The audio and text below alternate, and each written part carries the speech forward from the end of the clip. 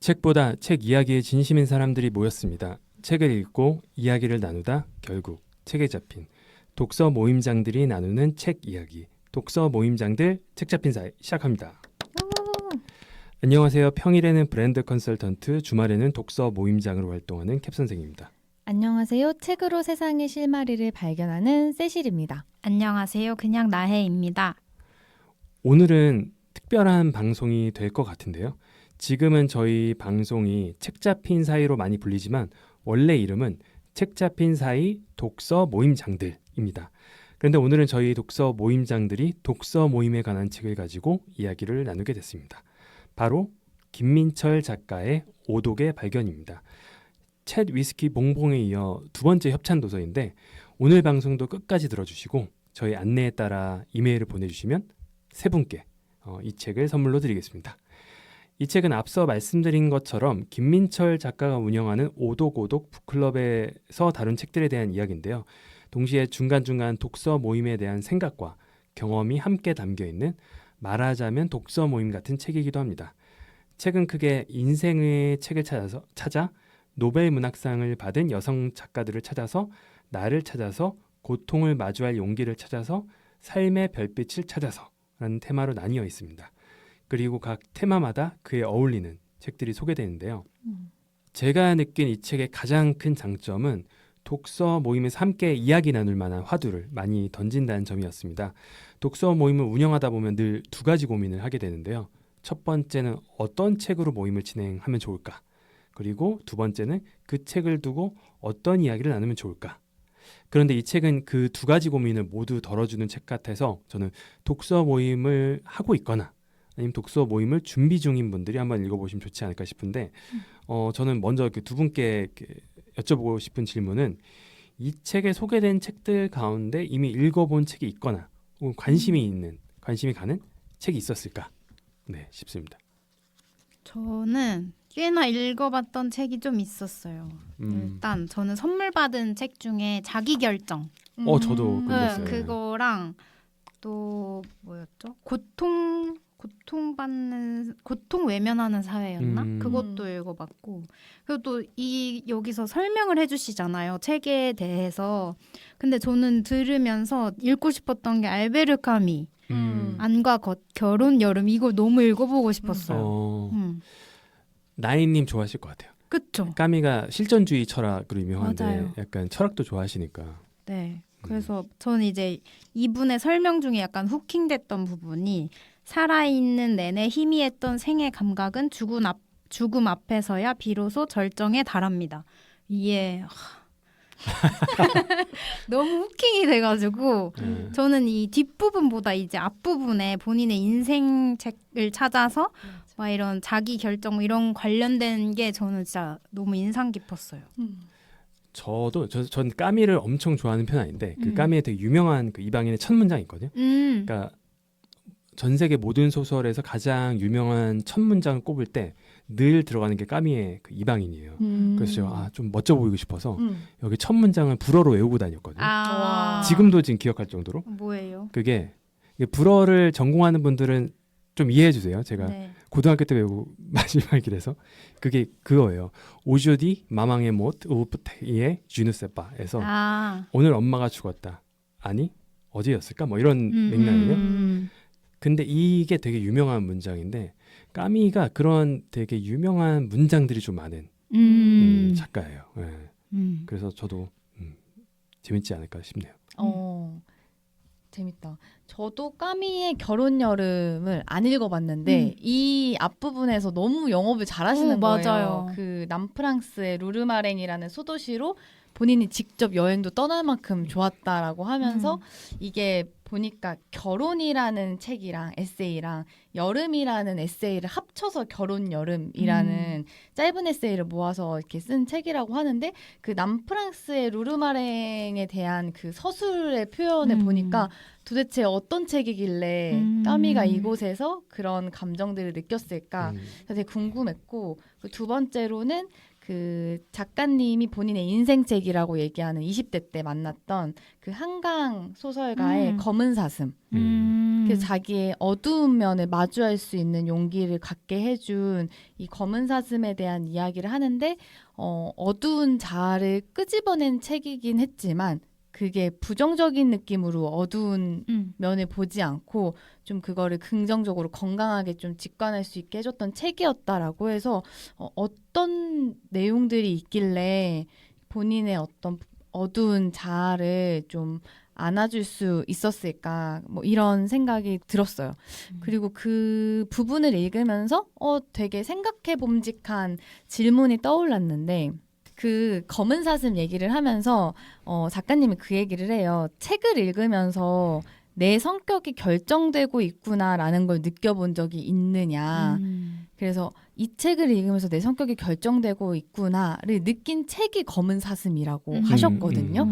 그래서 그런 나는 없었던가? 라는 생각을 했을 때 저도 있었던 것 같은 거예요. 여전히 책을 통해서 내 성격에 영향을 주는 부분도 있는 것 같고 그래서 20대 때 내 성격에 좀 영향을 줬던 게 뭐가 있을까라고 했을 때 두 가지 책이 떠올랐는데 저는 그 박웅현 작가님의 8단어와 그리고 무라카미 하루키의 상실의 시대 이 두 가지가 진짜 제 성격에 왜 비웃으시죠? 비웃는 게 아니라 아니에요. 비웃는 게 아니라 네네. 저도 상실의 시대였어서 진짜. 약간 20대들을 많이 맞아요. 좌지우지한 네. 소설인 것 같아서 그 이유가 뭘까 했을 때 그 상실의 시대가 분위기가 밝지가 않아요. 그렇죠.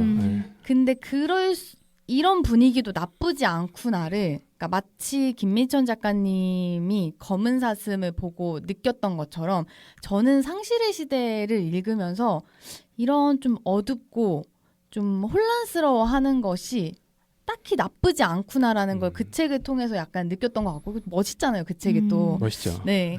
그리고 그 박웅현 작가님의 8단어는 제가 진짜 20대 때 여러 번 읽었던 책인데 일상 속에서 그 가족끼리 있을 때 그 순간순간이 얼마나 귀중한지 그리고 내 안에 있는 목소리에 귀 기울이는 게 얼마나 소중한지 이런 이야기를 되게 뭐 흔히들 널려 있지만 그분의 목소리로 이 책에서 저한테 얘기해 주는 게 20대의 저한테는 되게 영향을 많이 준 것 같아가지고 나도 책을 읽으면서 좀 내 성격이 결정되고 있었구나라고 다시 한번 좀 느끼게 됐어요. 그래서 두 분도 좀 어떤 책을 읽으면서 이런 경험을 하셨는지가 궁금하더라고요. 저도 상실의 시대이긴 하거든요. 20대 때. 그러니까 20대 때는 근데 저뿐만 아니라 이게 제가 왜 웃었냐면 저 윗세대도 그렇고 저 바로 밑세대도 그렇고 20대 때 상실의 시대한테 영향을 받은 사람이 너무 많은 것 같아요. 그냥 약간 그 책은 20대 때 읽으면 좀 빠지는 그 20대 특유의 그 불안감과 맞아요. 약간의 그 어두운 면을 되게 읽고 나면 공감하면서 뭔가 멋져지는 느낌도 있고 왜냐면 또 그 안에 주인공들이 저랑 비슷한 나이대여서 그쵸. 더 이입이 많이 됐던 것 같아요. 그리고 그게 원제가 노르웨이 숲인데 맞아요. 상실의 시대라는 말이 훨씬 더 이제 후킹한 거지. 꽂히죠. 맞아, 나도 거기에 있어. 약간 음. 노르웨이 숲이었으면 저 그 정도로 이렇게 확 오진 않았을 거예요. 처음에. 그게 노르웨이 숲이 거기 나오는 그 비틀즈 그 노래에서 아마 비롯된 걸로 기억하는데, 그렇죠. 저는 여기서 읽은 책과 인상적인 책 그리고 말씀하신 대로 이제 성격을 형성한 그런 책을 연이어서 얘기를 하면 저도 여기서 읽은 책이 꽤 있더라고요. 뭐 이를테면 그 재즈. 저 이것도 궁금했어요. 재즈 읽었는데 저는 사실 좀 어려웠어요. 오. 저 원서로 읽긴 했는데 이 백그라운드 문화를 좀 알아야지 좀 와닿는 책이라서 흑인 그 문화를 조금 알아야지 좀 이해가 되는 책인 것 같고 자기결정 그리고 코스모스 뭐 이렇게 읽은 것 같아요. 근데 제가 보면서 읽고 싶었던 거는 종이동물원 이 마지막에 삶의 별빛을 찾아서 파티에 나오는 이 책인데 이거가 어떤 책인가 좀 궁금했고 성격을 형성할 때는 저는 20대 때 책을 진짜 안 읽었는데 그럼에도 불구하고 이제 꽂히는 책들이 무라카미 하루키, 무라카미 류도 있었어요. 왜냐면 무라카미 류는 무라카미 하루키랑 이름이 비슷해서 읽어봤거든요. 근데 무라카미 류는 되게 센 그 좀 자극적인 책을 많이 냈던 사람인데 근데 왜 그럴까 보면 성격을 형성했다기보다는 다시 생각해 보니까 그때 그 약간 뭐랄까 우울해지고 싶은 경향들이 20대에 좀 있지 않나? 우울한 게 아니라 우울한 내 모습이 약간은 좀 빠지는 그런 게 20대 때 좀 있는 것 같아요. 이게 그 뭐라 그러죠? 요새 말로 맨해라? 뭐 약간 이렇게 그게 뭐예요? 표현하던데. 메네라가 아마 그 일본에서 멘탈 헬스를 메네라라고 부를 거예요. 그래서 정신질환이 있는 사람 그러니까 같은 사람을. 그러니까 나는 실제로 뭐 진단받진 않았지만 약간 나는 우울증에 걸렸어라는 느낌에 취하는 그쵸, 그쵸. 약간 그런 취하는 약간 그러한 정서에 취하는 거죠. 그러니까 원래는 이제 우리가 단순하게 생각하면 행복함에 취하고 뭐 슬픔과 우울함 멀리하는 것 같지만 사람이 생각보다 그런 우리가 부정적이라고 칭하는 감정에 좀 취할 때가 있는 것 같아요. 막 센티멘탈 한다고 하잖아요. 되게 맞아요. 슬프고 우울하고 울적하고 막 이런 거. 근데 그 정서가 20대 때 좀 저는 강했던 것 같고. 근데 저만 그랬나? 그러면 상실의 시대를 다 좋아하는 거 보면 일종의 그런 공감대 있는 것 같아요. 20대 특히 20대들. 맞아. 지금도 근데 30대만 되더라도 약간 거기서 멀어지는 것 같아요. 살기 바쁘니까. 그렇지. 살기 바쁘니까. 그런 약간 우울할 새가 없는? 번아웃이 올지언정 우울하지 내가 않은. 우울할 새가 없다. 약간 이 느낌이 좀 강한데 아무튼 그래서 20대 때는 그런 상실의 시대라든지 그런 조금은 울적하고 뭔가 그리고 좀 슬픈 발라드 약간 여기에 좀 20대에 좀 꽂히지 않나? 그래서 저는 근데 돌이켜보면 뭔가 책 때문에 성격이 많이 바뀌었다? 이런 거는 저는 좀 떠오르진 않는 것 같아요. 현재는. 네. 그럴 수 있죠. 나인님은 저는 사실 20대 후반부터 책을 열심히 읽어서 제 성격을 결정하진 않았지만 뭔가 내가 이런 사람이구나를 좀 깨달았던 책이 있는데 그게 상처받지 않는 영혼을 읽으면서 내가 이런 사람이겠구나. 다른 사람들도 다 이렇게 느끼는구나를 좀 깨달았고 이거 말고 또 최근에는 이해받는다는 것은 모욕이다라는 책인데 이게 EBS 클래스에서 나온 책인데 이 책도 읽으면서 막 사람들이 그런 생각 하잖아요. 나는 왜 이렇게 남이 이해가 안 되지? 막 이해하려고 노력을 하잖아요. 근데 사실 그 이해한다는 게 굉장히 모순적이다. 남을 이해한다는 것은 되게 굉장한 오만? 그쵸. 약간 그렇다라는 내용의 책이어서 그렇구나. 나도 이렇구나라는 걸 좀 깨달았던 책들인 것 같아서. 이게 약간 철학적으로 가면 타인은 타자라 그래서 알 수가 없는 존재. 그러니까 우리가 공감입을 하려고 그러지만 그 사람이 되는 건 아니잖아요. 맞아요. 이해한다는 건 사실은 내가 추측하는 존재를 이해하는 거지. 그 사람을 정확히 이해하는 건 아닌 거고 그건 불가능한 거고. 맞아요. 그리고 뭐 어원적으로도 영어로 이해가 understand잖아요. 근데 이게 정확한 그 뜻인지 모르겠죠. under 아래에서 서 있는 그 스탠스에서 이제 그 사람을 이제 이해해 보려는 거죠. 근데 under가 아래일 수도 있고 사이일 수도 있다고 그러더라고요. 그러니까 뭔가 그 말에서 제가 느껴지는 바는 누군가를 이해한다 그랬을 때 내가 이해해 볼게라는 이제 오버스탠드한 느낌이 있는 사람이 있고 정말 이제 그 낮은 자세 혹은 이제 좀 근접한 자세에서 이해하려는 사람도 있는 것 같고 근데 뭐가 더 맞을까 하면 후자가 그래도 조금 맞지 않을까? 왜냐하면 그래, 이해해 볼게 약간 이러면 이해가 안 되잖아요. 맞아요. 그런 것 같아요 저는. 그래서 저는 그 독서 모임이라는 게 결국에는 이제 좋은 책도 좋은 책이지만 제가 제일 많이 들은 피드백은 책은 별로였는데 여기 와서 이야기하니까 너무 좋았어요가 제일 많았던 피드백이거든요. 맞아요. 그래서 어떤 주제를 끌어내느냐가 되게 중요한 것 같은데 그런 면에서 이 책이 그런 화두를 뽑으려는 노력이 좀 컸던 것 같아요. 그게 본질이기도 하고 왜냐하면 이게 자칫 잘못하면 독서 모임을 다루는 책이지만 독후감이 될 수도 있잖아요. 네. 근데 계속 어떻게 보면 김민철 작가가 화두를 뽑아내려고 노력한 게 좀 느껴지긴 했어요. 이런 거 같이 생각해보자. 약간 이런 것들. 그리고 책도 진짜 이분도 기억력이 안 좋으셔서 계속 읽으신다고 하시는 걸 보고 나도 그런데 이렇게 공감했었던. 그리고 읽을 때마다 조금 새로운 걸 발견한다는 것도 저는 이것도 아마 다들 공감하실 것 같아요.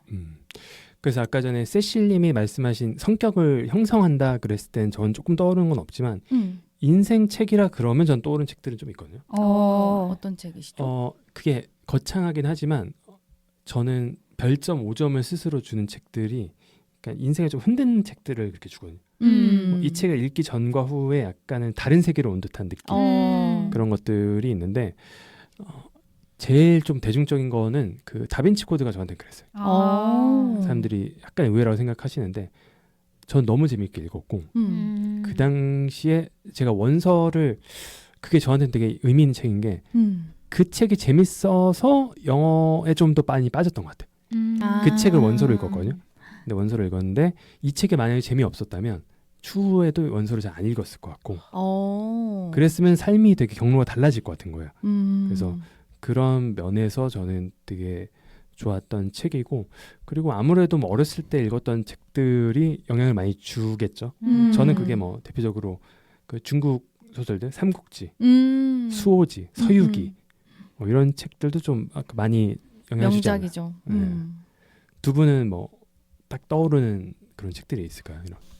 전 아까 말씀드렸던 그 두 가지 책이 약간 아까 용성님이 표현하신 것처럼 이걸 읽기 전과 후에 뭔가 확 트였다? 라는 느낌을 딱 그 두 가지 책을 보고 느꼈던 것 같아요. 아, 뭔가 억눌렸던 내가 왜 그렇게 생각했지라는 그런 생각에서 좀 벗어나게 해준 책들이어서 좋았어요. 뭔가 이렇게 그 인간관계 힘들 때 읽어보시면 좋을 것 같아요.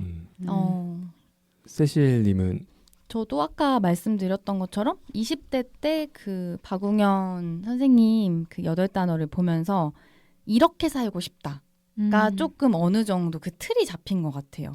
그러니까 자존, 본질, 고전, 견, 현재, 권위, 소통, 인생 이 8가지 키워드로 쭉 이제 그분의 인문학적 관점을 이제 풀어놓은 에세이이고 사실 강의 내용을 8번의 강의를 풀어놓은 책이거든요. 그래서 요걸 읽으면서 나도 이 방향대로 살면 되게 좋겠다라는 생각을 가지고 살다 보니까 내 성격에 좀 영향을 주지 않았나라는 생각이 들었고 아까 상실의 시대 같은 경우에는 이런 때로는 울적하고 나만 뭔가 우울한 것 같은 느낌이 이상하지 않구나를 공감받았다는 거에 있어서 저는 되게 인상적으로 20대 때는 그렇게 느꼈던 것 같고 그게 30대에도 영향을 많이 주지 않았나 이런 생각이 들었습니다.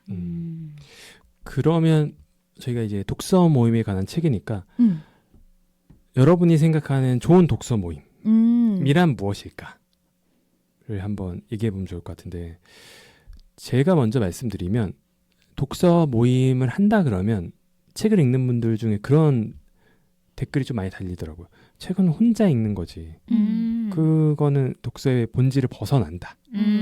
라고 얘기를 하는 분들이 되게 많고 그래서 그건 약간 패션 독서에 가깝다. 그냥 보이려고 하는 독서에 가깝다고 하는데 저는 그렇게 생각하지 않는 게 사실 독서 모임이라는 말이 나온 지가 오래되지 않아서 그렇지 유럽에서는 살롱 문화에서 각자 책 읽고 어떤 그런 것에 공통화돼서 얘기도 많이 나눴고 우리나라에서도 예전에 그러한 그 논어라든지 이런 거 읽고 나서 선비들이 차 먹으면서 얘기도 나눴고 그게 사실 전 독서 모임이라고 보거든요. 같은 그거에 대해서 얘기를 나누는 거잖아요. 논어를 읽고 대학을 읽고 이렇게 나서 선비들이 차 마시면서 무슨 얘기 하겠어요. 그런 얘기 나누는 거잖아요. 그래서 사실은 이거는 어색하거나 인위적인 일이 아니라 원래 있었던 거고 그거를 어떤 시스템화하고 이제 어떤 비즈니스화 하다 보니까 약간 이게 어색하게 느껴지는 거지. 저는 당연히 어떤 콘텐츠를 접하면 이야기하는 건 당연한 거라고 생각해요. 영화를 봐도 얘기하고 싶잖아요. 같은 영화 본 사람. 음악을 들어도 얘기 나누고 싶고 그래서 콘텐츠라는 건 기본적으로 나만 소비했을 때의 결핍이 있는 거라고 생각해요. 나의 되게 벅차오르는 감정, 그리고 생각들을 누군가랑 나누고 싶은 거잖아요. 그러니까 굳이 영화 보고 유튜브 가서 그거에 대해 설명하는 데 가서 같이 보고 저 사람은 저렇게 생각했구나를 보는 거고 그 소통이라는 건 저는 당연히 필요한 거고 그래서 좋은 독서 모임은 얼마나 안전하게 또 자유롭게 자신의 생각을 나눌 수 있을까가 중요한 것 같아요. 그래서 지인들이랑 했을 때는 조금 허들을 느끼는 분들이 계실 것 같아요. 왜냐하면 그 이야기의 층위가 전 되게 다른 게 되게 평소에는 되게 그게 나쁘다는 게 아니라 뭐 되게 가볍게 얘기를 많이 하잖아요, 주제들이. 근데 갑자기 철학 얘기를 하게 되면 서로 약간 오그라들어서 못한다는 분들이 계시셔서 오히려 좀 모르는 사람이랑 독서 모임을 했을 때가 저는 더 만족도가 높지 않나 싶습니다. 좋은 독서 모임이 뭘까요? 나이님의 만족하는 모임이 만족하는 모임. 뭔가 저는 평화로운 걸 좋아해서 그 모임에서도 막 그런 자기 주장이 강하신 분들이 있잖아요. 그렇죠. 근데 본인의 주장이 강하지만 이제 다른 사람들과 함께하는 자리니까 조금 그런 걸 내려놓고 자기 주장을 되게 의견으로 피력하는 사람? 내 주장은 이래 이게 아니라 저는 이렇게 생각하는데 뭐 다른 분들은 어떻게 생각하는지 궁금하시네요. 이렇게 뭔가 남의 의견을 경청하는 분들이 많은 모임이 좋은 모임이 아닐까 하는 생각이 들어요. 저도 그런 것 같아요. 뭔가 저는 책도 그렇고 사람도 그렇고 닫혀 있는 걸 되게 안 좋아하는 것 같아요. 나 이래. 맞아요. 아닌 건 아니야. 맞아요. 근데 그걸 어떻게 확신할 수 있을까?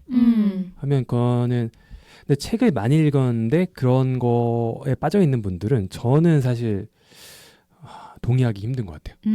책이라는 거는 내가 틀렸구나라는 걸 계속 저는 반복하게 하는 작업이라 생각하거든요. 내가 뭐 경제 관련된 책을 쭉 읽다가 새로 나온 신간을 읽었더니 아니래. 뭐 최신 연구 결과 내가 알던 과학적 지식이 아니래.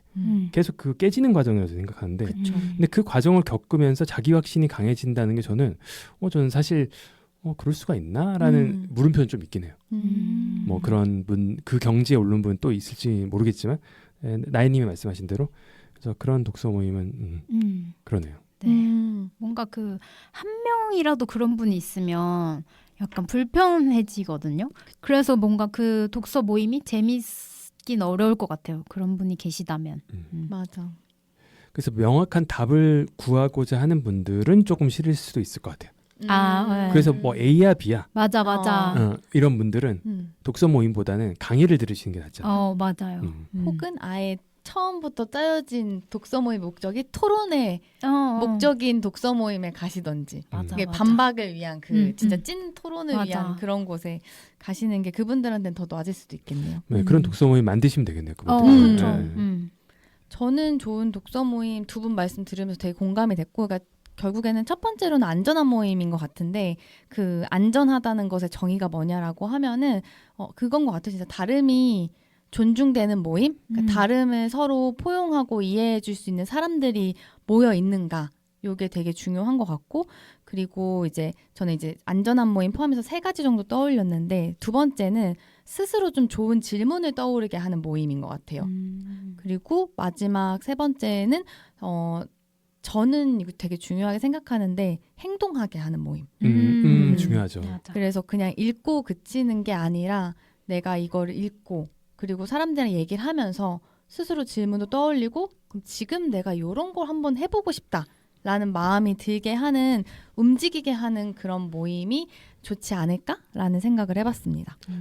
세실님 말 듣고 떠오른 게 제가 이제 나이님이랑 독서 모임을 하면서 오리엔테이션 때 무조건 하는 딱 2말이 있거든요. 저희 모임은 안전한 모임을 추구하고 끝났을 때 행동하게 하는 모임을 추구한다. 딱 2가지만 얘기를 하고 있는데 딱 그게 저도 지향하는 독서 모임인 것 같아요. 네. 맞아요. 그래서 저는 이제 그 지인 베이스로 되게 오랫동안 경제 독서 모임을 했는데 사실 이게 전 조금 생각은 다르긴 해요. 지인이든 지인이 아니든 특정한 이 목적을 가지고 마음 맞는 사람들이 같이 함께 했을 때 또 이렇게 잘 운영되는 경우도 있더라고요. 그래서 이런 모임이면은 좀 용기 내서 좀 아주 낯선 분들이랑 하기 어렵다면 가까운 지인분들이랑 이렇게 안전한 독서 모임을 만들어 보는 것도 좋지 않을까라는 생각을 해봤습니다.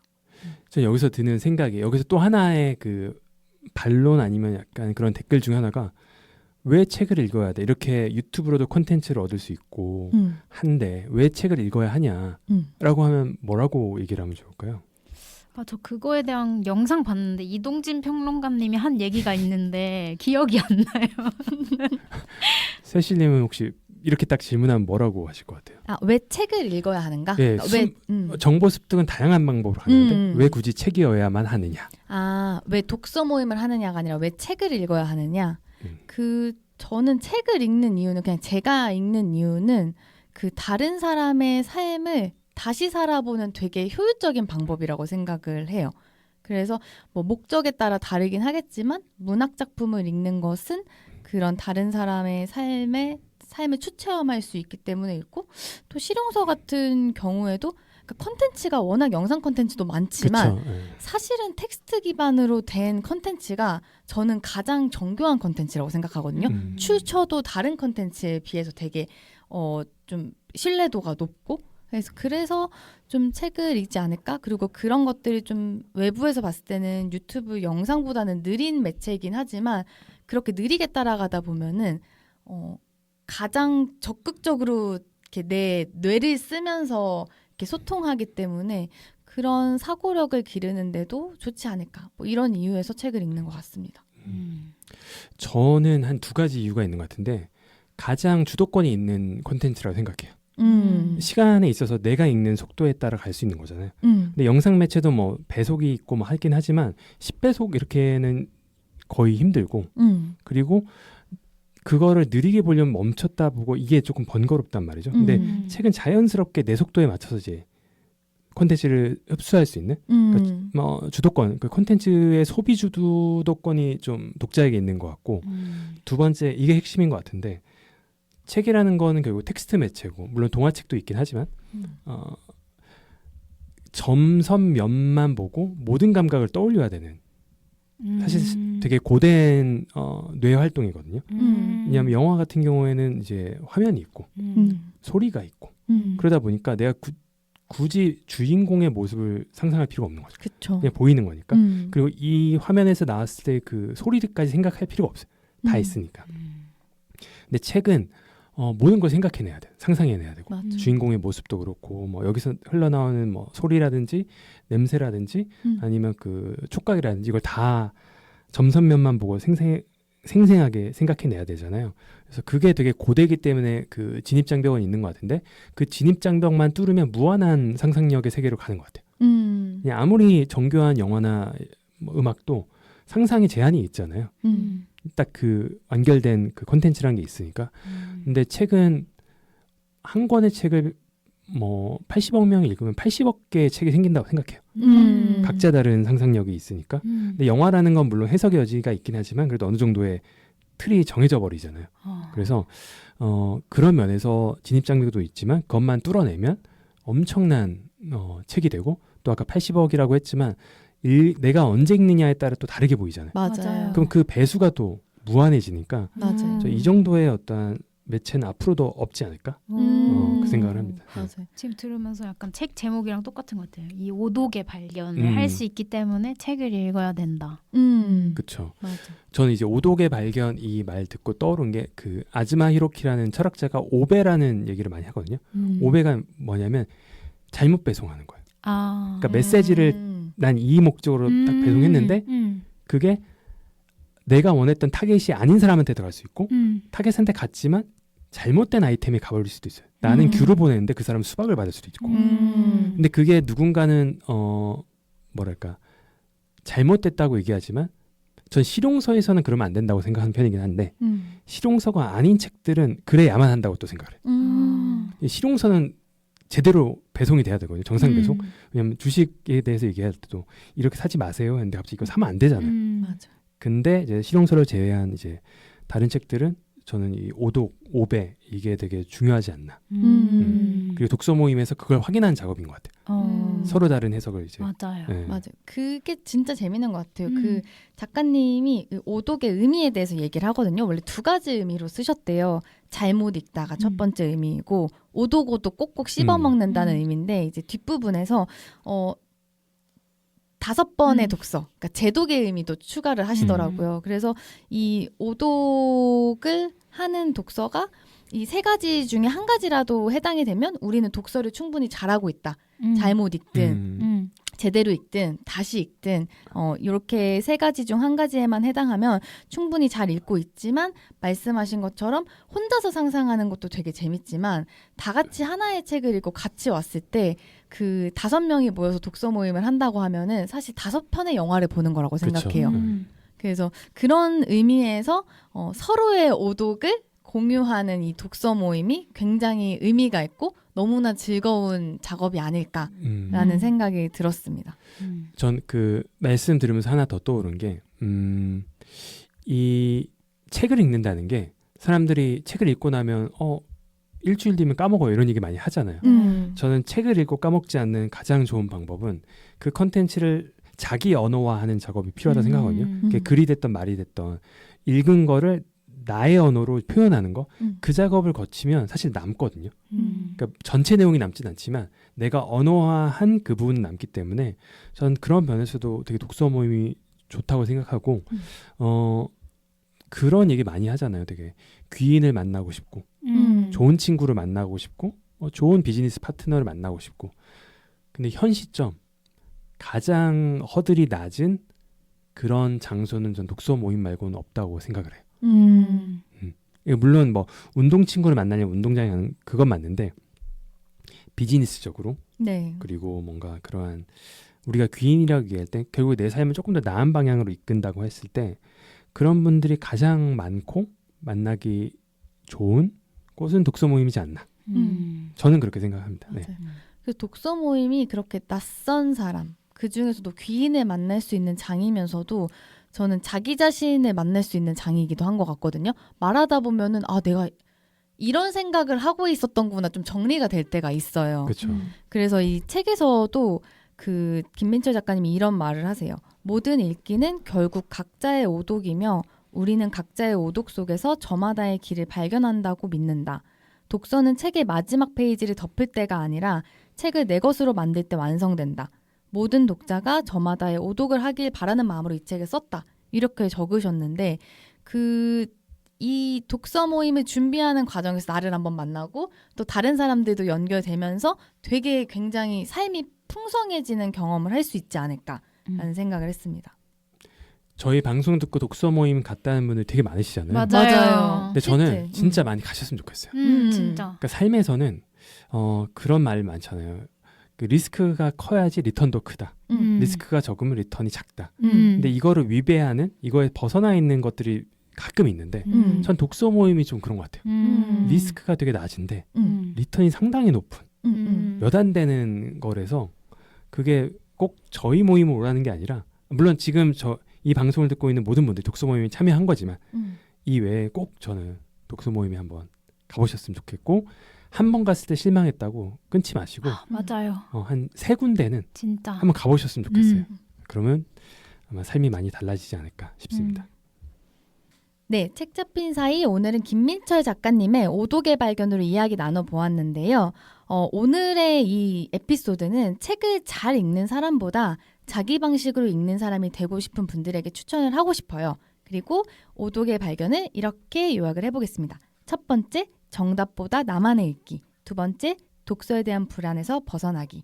세 번째, 서로 다르게 읽는 즐거움. 이번 에피소드를 듣고 김민철 작가님의 오독의 발견을 읽고 싶어진 멤버분들 저희에게 메일을 보내주세요.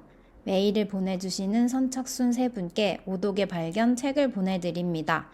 메일로 책의 제목과 배송받으실 주소를 보내주세요. 네, 8월 말 여러분의 고민이 담긴 사연을 듣고 책 처방을 하는 책잡사 약국이 열립니다.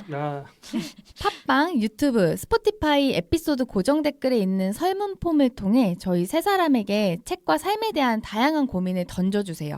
여러분의 고민을 함께 고민하고 저희 선에서 드릴 수 있는 책 처방과 마음을 드리는 컨텐츠로 돌려드리겠습니다. 첫 번째 책 처방을 위한 책잡사 약국 사연은 7월 18일까지 받도록 하겠습니다. 여러분의 메일을 받고 있습니다. 3readingreaders@gmail.com으로 책 잡힌 사이에 하고 싶은 이야기, 나누고 싶은 고민, 광고 문의를 자유롭게 보내주세요. 메일은 팟캐스트 공지사항에서도 확인할 수 있습니다.